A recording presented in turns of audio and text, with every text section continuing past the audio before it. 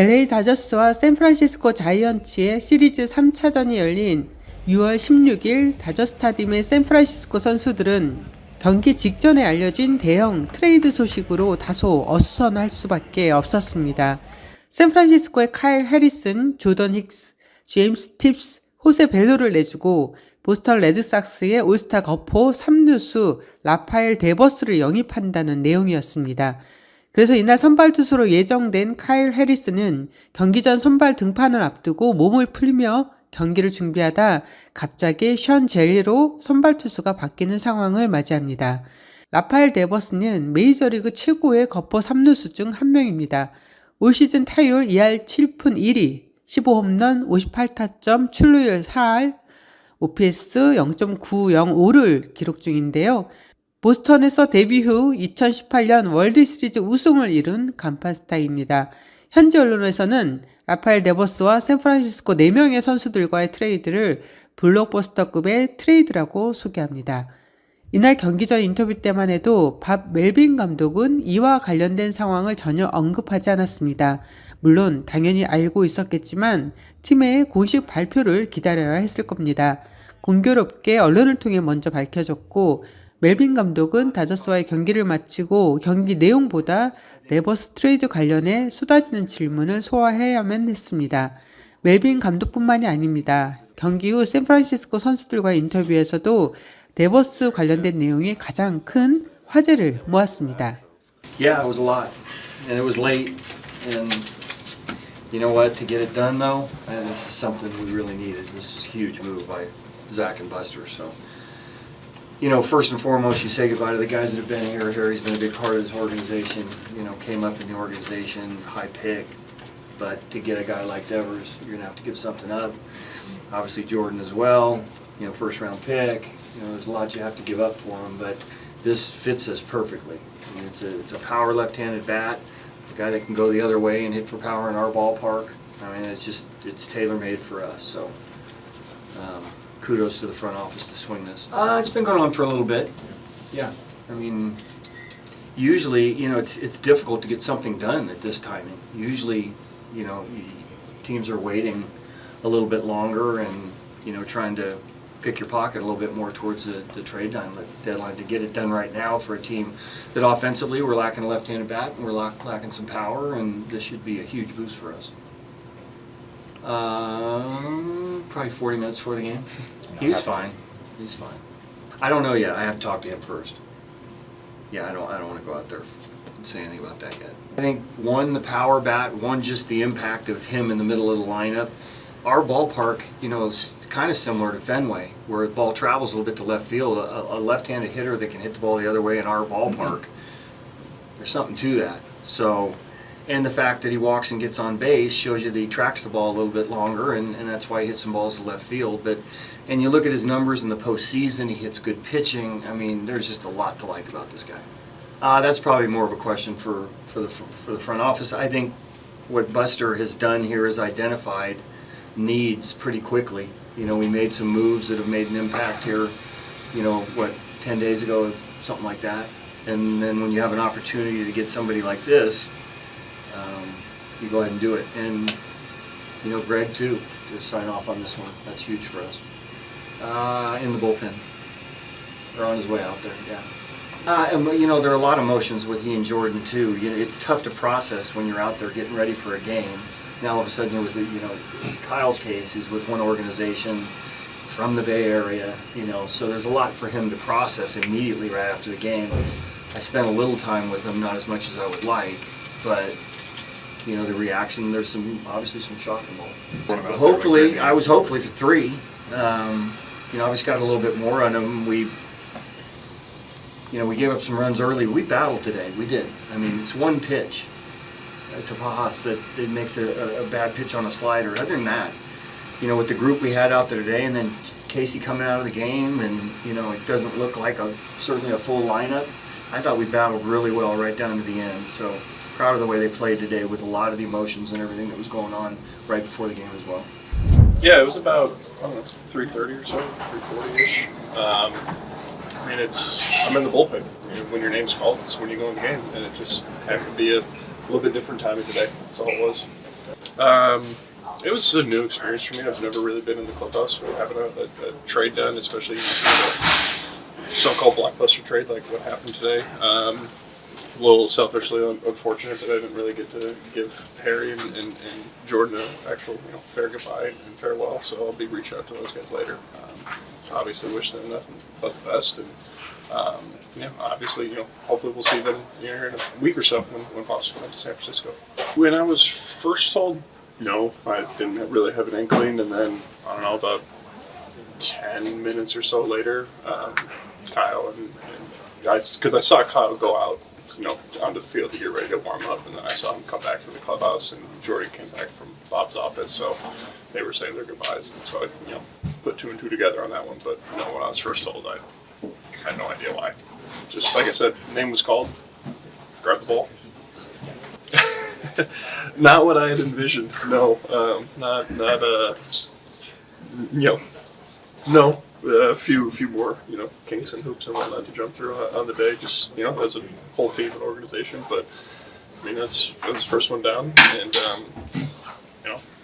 if it happens again, it happens again. Great, like I said, name's called, and I'll grab the ball. But cool. I got to have my first one. Obviously, it's I got to have to start in the big leagues. It's pretty awesome. Not everybody that can say that. Not everybody even that plays this game can say that. So I'll take that absolutely, and for that, a little small reason, special day. Known Kyle for a long time now. Pixie too. So losing those two guys is obviously tough because we're with these guys all the time. Every single day for 6 straight months. It's baseball. We kind of getting a guy back that changes the lineup. Probably a top 10 hitter in baseball every single year. So obviously there's some excitement for that. But yeah, I wish nothing but the best for those two guys. And, also the 2 minor leaguers that got traded as well. I got to know Tibbs a little bit. Actually at the same age. So yeah, I told Kyle before he left, I'm like, he'll be a star over there.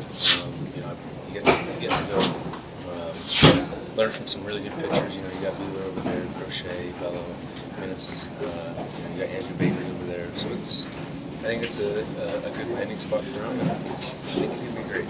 Kind of just I think Jelly was told that he was just be ready for the first pitch, and kind of just happened. And all of a sudden, guys were saying we got Rafael Devers, and that was pretty it. But right before the game, I think Jelly went out there and started warming up.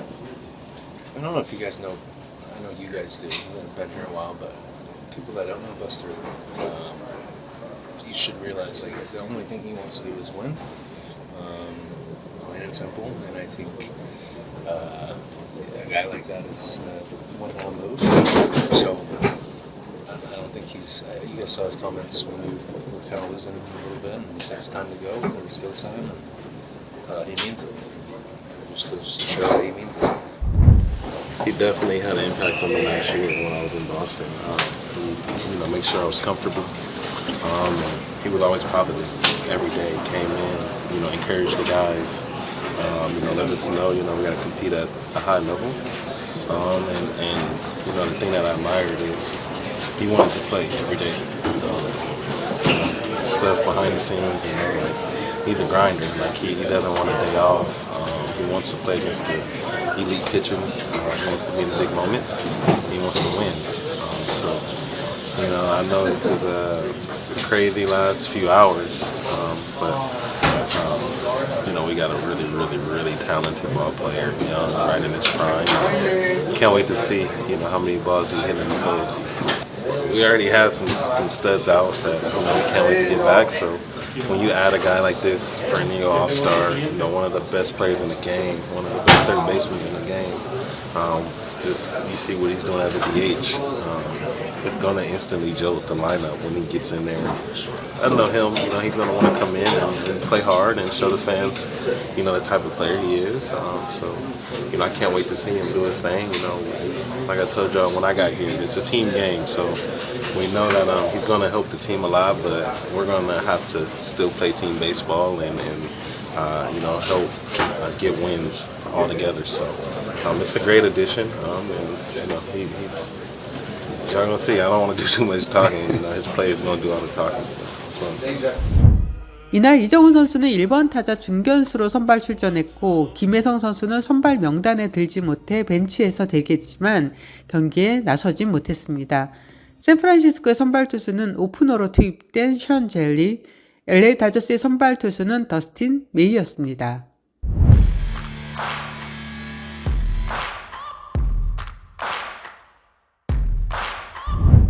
아버지의 날을 맞아 이날 다저스타디움에는 이색 시구 장면이 펼쳐졌습니다.